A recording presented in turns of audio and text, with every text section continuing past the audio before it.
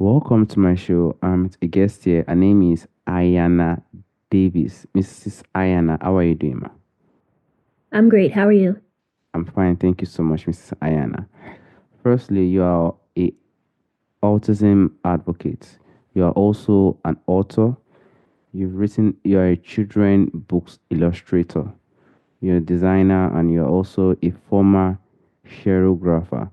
Can you please, Mrs. Ayanna, discuss more about yourself and how you are doing currently now, ma? Yes, I am an autism advocate. I advocate for Black autistic women to gain more visibility, to get services, to help them get a better quality of life. I also advocate for Black autistic children to get the resources that they get, that their peers get, because Black autistic children are diagnosed 3 years later than their white peers. I am a children's book illustrator. To date, I have illustrated 31 children's books. I am a former choreographer. My work has been seen on the Disney Channel, ABC Family, the world famous Apollo Theater in Harlem, New York, and many other great places. I am a United Nations honoree. So I've just been involved in the arts my entire life. I've done theater. I still currently do theater, and I'm also a writer. Hmm. Thank you so much, Mrs. Aina. And that's why I wanted to even go to the point of the 31 book that you write, you wrote for children. Can you discuss more about those books? And do you have more book that you are going to write for children in the coming future, ma? Yes, I'll speak on my latest book that I'm currently promoting. It's called I'm Autistic and I'm Phenomenal. I wrote and illustrated this book. It's the book that I'm most proud of, and it is written to be seen through the eyes of a little Black autistic girl. It deals with the joys of her life, as well as the challenges of her life. A lot of times when you hear about autism, you only hear about the struggles. So while it's teaching you about the challenges of autism, it's also teaching you about the strengths, because a lot of autistic people have great qualities and we also have a lot of great strengths. So I decided to put both in the book. And I also intentionally made the book about a little Black autistic girl because there's not a lot of representation for Black autistic girls. And I feel like they deserve representation too. And yes, I do plan to release more children's books. Right now, I'm basically focusing on working with other authors and bringing to life their children's books. But I do plan to put more books out that are my own. Hmm. Children is the greatest thing you can ever have, Having children and, inspiring children is one of the greatest gifts in life. I am so glad with that. Thank you so much, Mrs. Ayana. And can you please, ma, share a bit about your journey of discovering and embracing your autism? And how do you think it interacts with your identity as a Black woman? Sure. I was undiagnosed as a child. I was diagnosed about 10 years ago as an adult. So growing up, we did not know that I was autistic. However, we knew that I was different. I was a very withdrawn child. I did not fit in with my peers. So a lot of the time I spent alone, but I had art and I drew a lot. I did school plays. So I always had some form of art, but everybody always knew that I was different. I didn't interact with a lot of other children, and I didn't really interact with adults either. I just like to be by myself. So, like I said, everybody always knew that I was different. So my diagnosis journey, I kind of got diagnosed by accident. I was visiting a doctor's office. No, actually, I was in the hospital and I wasn't connecting with my doctors. I really, I wasn't giving them eye contact. Sometimes I wouldn't even speak back to them when they spoke to me, kind of like how I was when I was a child. So they picked up on that, which a doctor, if they had in the past, just looked past me and didn't say anything about it. So they said that they felt that it would be best for me to get evaluated, not just for autism, but for just a full evaluation to see what they found. So I had a 2-day evaluation. Each day was very long, a couple hours each day. And they did this evaluation for me, some written, some verbal. I believe the second day they spoke to my dad. They asked him, how was she as a child? And he told them about my behaviors as a child and how I interacted and my reactions to things, what I could tolerate, what I couldn't tolerate. So they took all of this information and a couple days later and they came back and they were like, she's on the spectrum, but she also has ADHD and she's dyslexic and she has a few developmental delays. So that's how we found out that I was autistic. And the way it affects me as a Black woman is that I feel like it took so long for me to be diagnosed because I was Black. A lot of Black women are either late diagnosed, like myself, misdiagnosed, which I was because I was diagnosed as being bipolar, which I'm not bipolar. I was on medication for being bipolar, and I was not bipolar, and that medication made me very sick.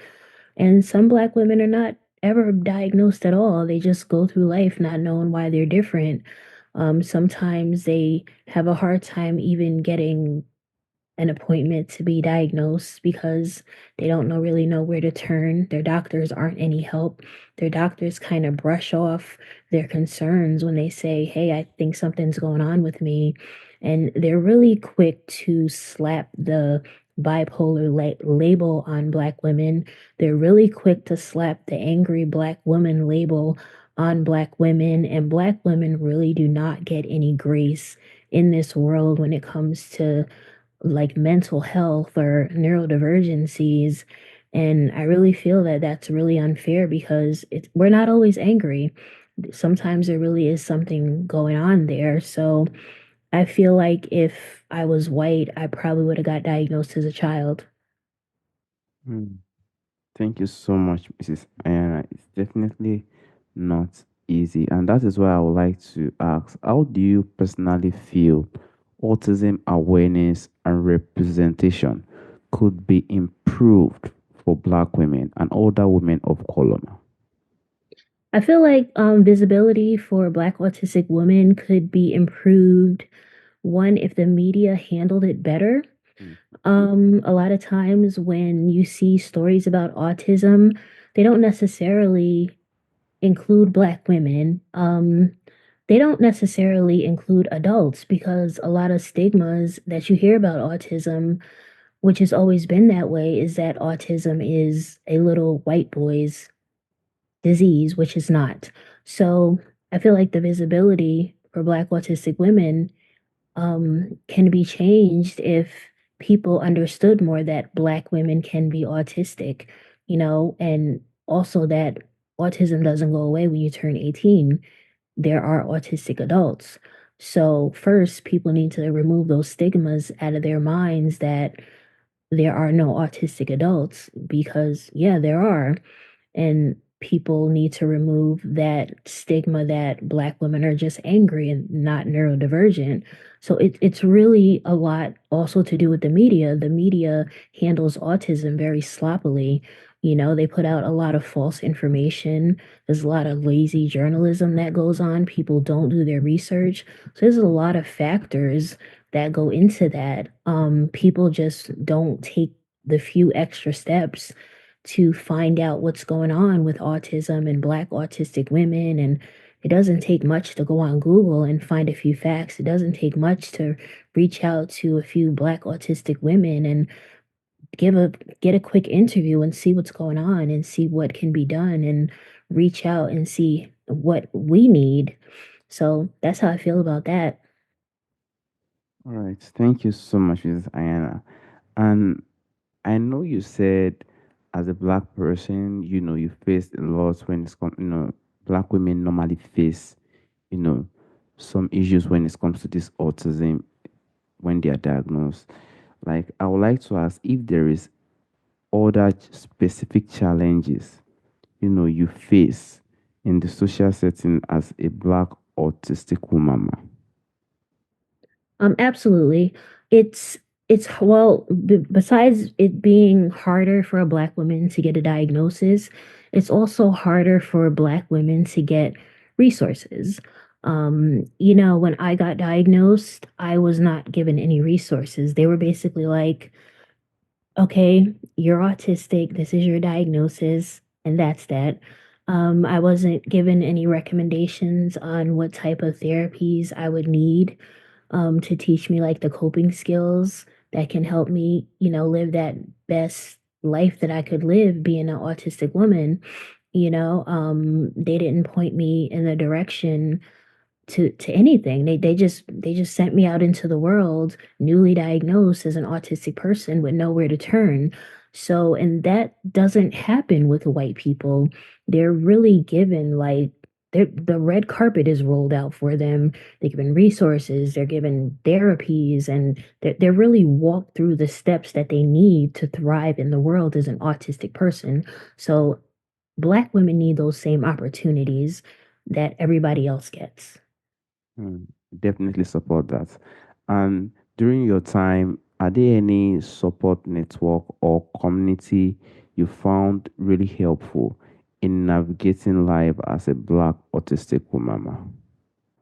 Yes, honestly, since I didn't know anybody else that was autistic when I was diagnosed, I just got online and I connected with some amazing Black autistic women, and a lot of them were just like me. We didn't know anybody in real life that was autistic. So we met each other, on TikTok, on Instagram, on Twitter.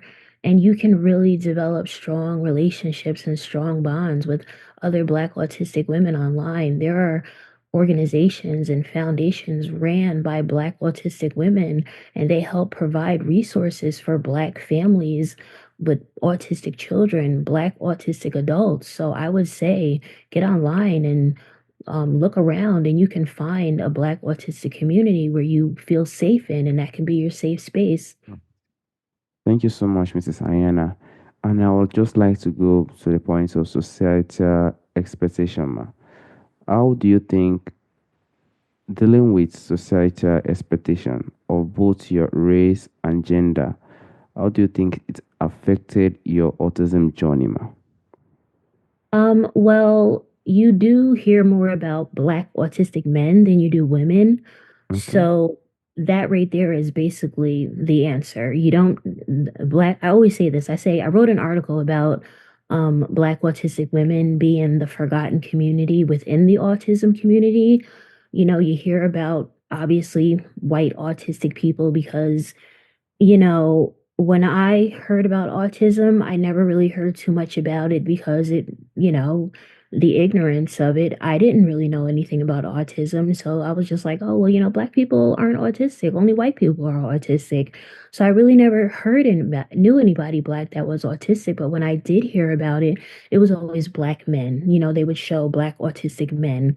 I'd never really seen any representation of Black autistic women. I never read anything about Black autistic women until recently. Now, recently, more Black women are being diagnosed as autistic or having ADHD and other types of neurodiversity. So it's just now that it's coming out about more Black women being diagnosed as neurodiverse.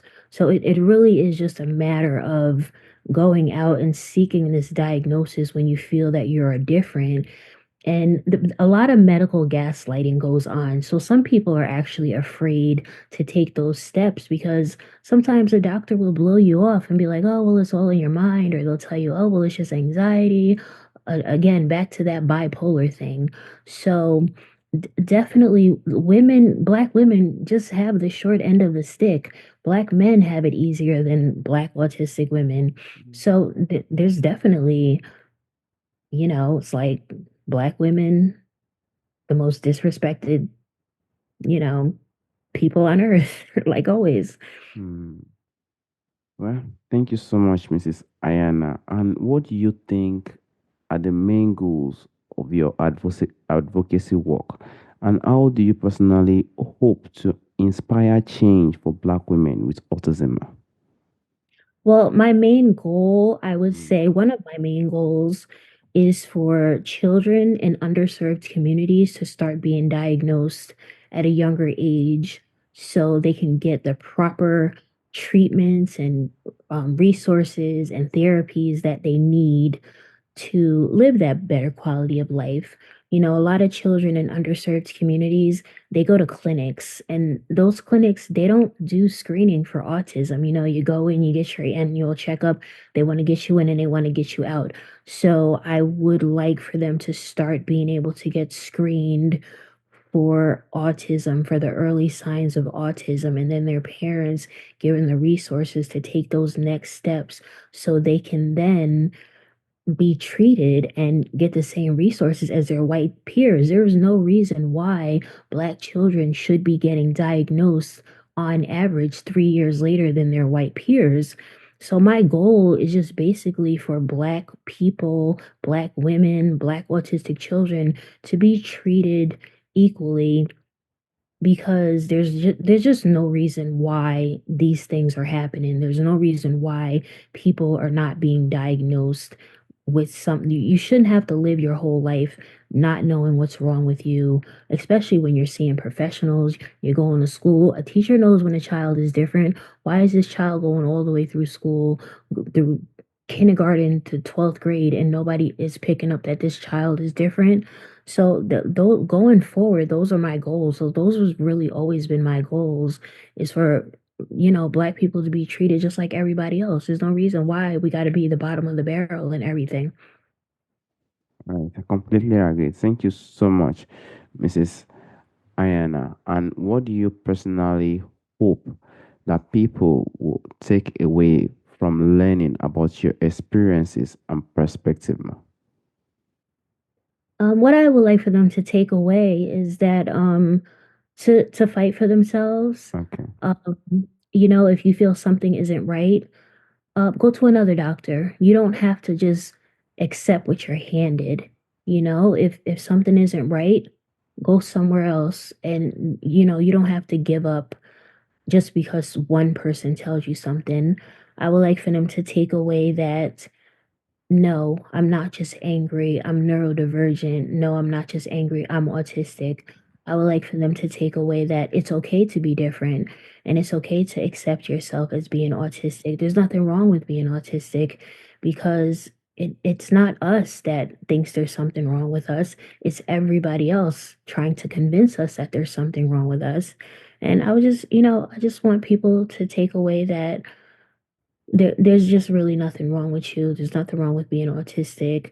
We're amazing beings. We have a lot to contribute to this world. Black autistic women, Black autistic people, we matter too. All right. Thank you so much, Mrs. Ayana. And what advice do you think you will give to other Black women who are autistic, ma? The advice that I would give to them is to just try to make the best of the situation. Okay. Sometimes, you know, we have our good and bad days, but everybody has our good and bad days.